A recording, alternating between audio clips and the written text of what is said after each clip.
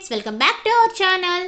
మరి సంక్రాంతి స్పెషల్స్ పిండి వంటల్లో మరొక పిండి వంట మీ ముందుకు వచ్చేసింది. మరి అదేంటంటే పనస తొనలండి. మరి దీన్ని ఎలా తయారు చేసుకోవాలో, దాని ప్రాసెస్ ఏంటో మరి చూసేద్దామా? ఇంకెందుకండి ఆలస్యం, లెట్స్ స్టార్ట్ ద వీడియో. ముందుగా ఒక బౌల్ తీసుకోండి. దానిలో ఒక 3/4 kg వరకు మైదాని వేసుకోండి. నాకు 2 బౌల్స్ అయినాయండి, సో అవి వేసుకోండి. ఇప్పుడు స్టవ్ వెలిగించుకొని కడాయి పెట్టుకోండి. కడాయి వేడయ్యాక 2 టేబుల్ స్పూన్ల నెయ్యిని వేసుకోండి. నెయ్యి బాగా వేడవ్వాలండి. సో నెయ్యి వేడయ్యే లోపల ఇప్పుడు చూడండి, ఈ పిండిలో కొద్దిగా సాల్ట్ వేసుకోండి. జస్ట్ రుచికి సరిపడినంత, మరీ ఎక్కువగా కాదండి, జస్ట్ కొద్దిగా. అలాగే 1 టీ స్పూన్ వాము కూడా వేసుకోండి. సో ఇవన్నీ కూడా 2 కూడా మిక్స్ చేసేయండి. మొత్తం పిండిలో కలిసిపెట్టేట్టు మిక్స్ చేసేయండి. సో చూడండి, ఇప్పుడు మనకి చక్కగా నెయ్యి వేడైపోయింది. ఇప్పుడు స్టవ్ ఆఫ్ చేసి ఈ నెయ్యిని ఈ పిండిలో వేసుకోండి.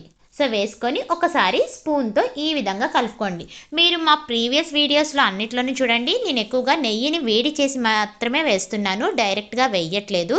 ఎందుకంటే గుల్ల వస్తాయని నేను ఈ విధంగా చేస్తున్నాను. చూసారు కదా, ఇప్పుడు దీన్ని చేతితో కలుపుకోండి. మనం ముందుగానే చేయి పెడితే అసలే నెయ్యి వేడిగా ఉంటుంది కదండి, మరి కాలుతుంది కదా, అందుకనే స్పూన్తో కలుపుకోవాలి. సో ఇప్పుడు చేతితో ఈ విధంగా రబ్ చేసేసేయండి. మొత్తం ఆ నెయ్యి మొత్తం కూడా పిండిలో కలిసిపెట్టేట్టు మొత్తం కూడా కలిపేసుకోండి. సో చూసారు కదా, మనకి ఏంటంటే ఈ విధంగా ముద్ద అనేది వస్తే మనకి చక్కగా వస్తాయండి. పనస తొనలు గుల్లగా వస్తాయన్నమాట.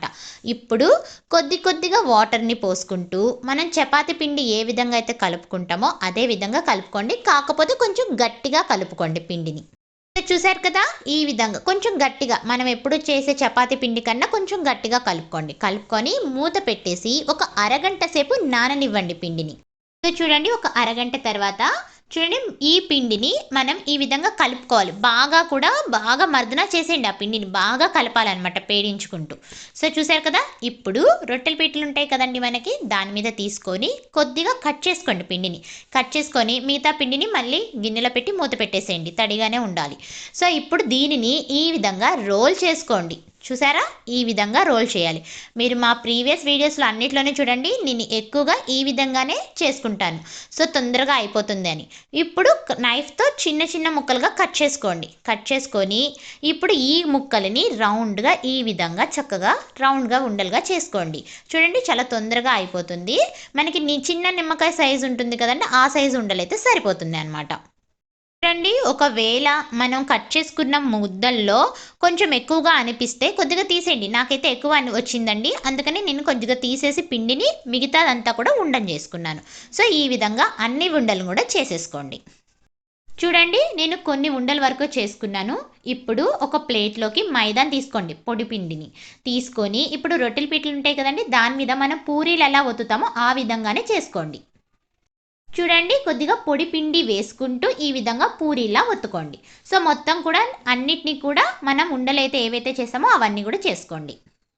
సో చూసారు కదా, నేనైతే కొన్ని చేసినంత వరకు కూడా ఉండలు పూరీలా ఒత్తేసుకున్నాను. ఇప్పుడు ఒక పూరిని తీసుకొని కత్తితో ఈ విధంగా ఎడ్జెస్ని కాకుండా సెంటర్ వరకే కట్ చేయండి. చివర్లు మాత్రం కట్ చేయొద్దు, సెంటర్లో మాత్రమే కట్ చేయండి. చూసారా, ఈ విధంగా సెంటర్కి మాత్రమే కట్ చేయండి. సో ఇప్పుడు దీని మీద దాని మీద ఒకటి వేసుకుంటూ ఇలా మడత పెట్టుకుంటూ రోల్ చేసేయండి. దాన్ని ఇలాగా ఈ విధంగా మడత పెట్టుకుంటూ వెళ్ళండి. ఇప్పుడు ఏదైతే మనకి మొత్తం చేసుకున్నాక అటు ఇటు ఎడ్జెస్ ఉన్నాయి కదండి, వాటిని గట్టిగా ప్రెస్ చేయండి. సో మనం గట్టిగా ప్రెస్ చేయడం వల్ల ఇది ఊడిపోకుండా ఉంటుందన్నమాట. చూడండి, మనకి పనసతోన చక్కగా రెడీ అయిపోయింది కదా. మరోసారి ఇంకొకటి చూపిస్తున్నాను చూడండి.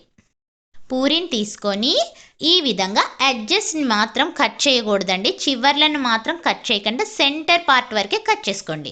సో కట్ చేసుకున్నాక ఇప్పుడు ఒకదాని మీద ఒకటి ఇలా వేసుకుంటూ వెళ్తూ చివర్లో వచ్చేసరికి అటు ఇటు ఎడ్జెస్ని మాత్రం గట్టిగా ప్రెస్ చేయండి.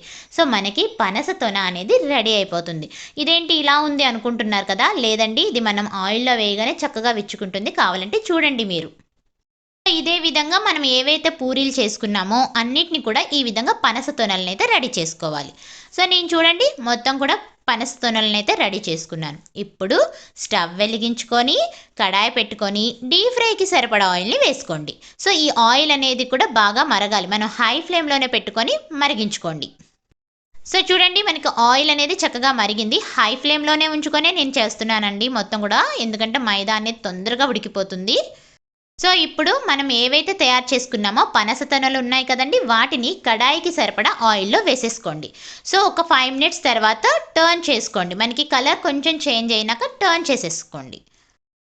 సో నేను చెప్పాను కదండి మీకు, మనం ఆయిల్లో వేయగానే చక్కగా విచ్చుకుంటాయని. చూడండి ఎంత చక్కగా విచ్చుకున్నాయో. ఇది మనకి గోల్డెన్ బ్రౌన్ కలర్ వచ్చే వరకు కూడా వేయించుకోండి. చూడండి మనకి చక్కగా గోల్డెన్ బ్రౌన్ కలర్ అయితే వచ్చేసింది. ఇప్పుడు వీటిని తీసి ఒక గిన్నెలో వేసేసుకోండి.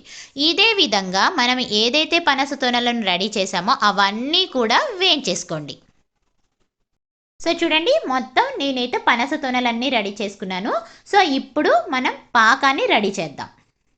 ముందుగా ఒక గిన్నెని తీసుకొని దీనిలో చూడండి నేను ఒక పావు కేజీ వరకు బెల్లం వేసుకున్నాను, దాన్ని తురుముకున్నాను. అలాగే అర కేజీ వరకు షుగర్ని వేసుకుంటున్నాను. అంటే మనం ముప్పావు కేజీ వరకు పిండిని తీసుకున్నాం కదా, సో ముప్పావు కేజీ స్వీట్ అన్నట్టు సరిపోతుంది. సో ఇప్పుడు కొద్దిగా వాటర్ పోసుకొని స్టవ్ వెలిగించుకొని ఈ గిన్నెని స్టవ్ మీద పెట్టేయండి. సో ఇది పంచదార బెల్లం అనేది మనకి పూర్తిగా కరిగిపోవాలండి. చూసారు కదా మనకి చక్కగా పంచదార బెల్లం అనేది కరిగిపోయింది. సో ఇది ఇప్పుడు మనకి లేత పాకం వస్తే సరిపోతుంది. గులాబ్ జామ్ పాకం ఉంటుంది కదండి, ఆ పాకం అయితే సరిపోతుంది. సో చూడండి నాకైతే లేత పాకం ఈ విధంగా మనం చూసుకుంటే తెలిసిపోతుంది అనమాట, వచ్చేసింది. ఇప్పుడు స్టవ్ ఆఫ్ చేసేసి మనం ముందుగా ప్రిపేర్ చేసుకున్న పనస తొనలు ఉన్నాయి కదండి, సో ఒక్కొక్కటిగా దీంట్లో వేయండి. గిన్నెకి సరిపడనే వేయండి, ఎక్కువగా వేయకూడదు. సో చూసారు కదా నేను నాకు గిన్నెకి సరిపడా వేసుకున్నాను. సో ఇప్పుడు ఒక 2 మినిట్స్ ఇవి నానితే సరిపోతుందండి మనకి పాకంలో. అటు ఇటు అనుకుంటూ సో బోత్ సైడ్స్ కూడా మనం చక్కగా నాననివ్వాలి. ఒక 2 మినిట్స్కి మనకి చక్కగా అయిపోతుంది. ఇప్పుడు వీటిని తీసి ఒక ప్లేట్లో పెట్టుకోండి. ఇదే విధంగా మనం ఏదైతే తయారు చేసుకున్న పనస తొనలు ఉన్నాయి కదండి, వాటిని ఇదే విధంగా ఒక 2 మినిట్స్ పాటు ఉంచేసి ఒక ప్లేట్లో పెట్టేసుకోండి. మరి చూడండి మనకి పనస తొనలు అనేది రెడీ అయిపోయినట్లే. నేను అన్నిటి కూడా ప్లేట్లోకి తీసేసుకున్నాను. టుడే మా రెసిపీ మీకు నచ్చినట్లయితే లైక్ చేయండి, షేర్ చేయండి, కామెంట్ చేయండి, సబ్స్క్రైబ్ చేసుకోవడం మాత్రం మర్చిపోకండి. పక్కనే ఉన్న బెల్ ఐకాన్ మోగించండి. Bye friends.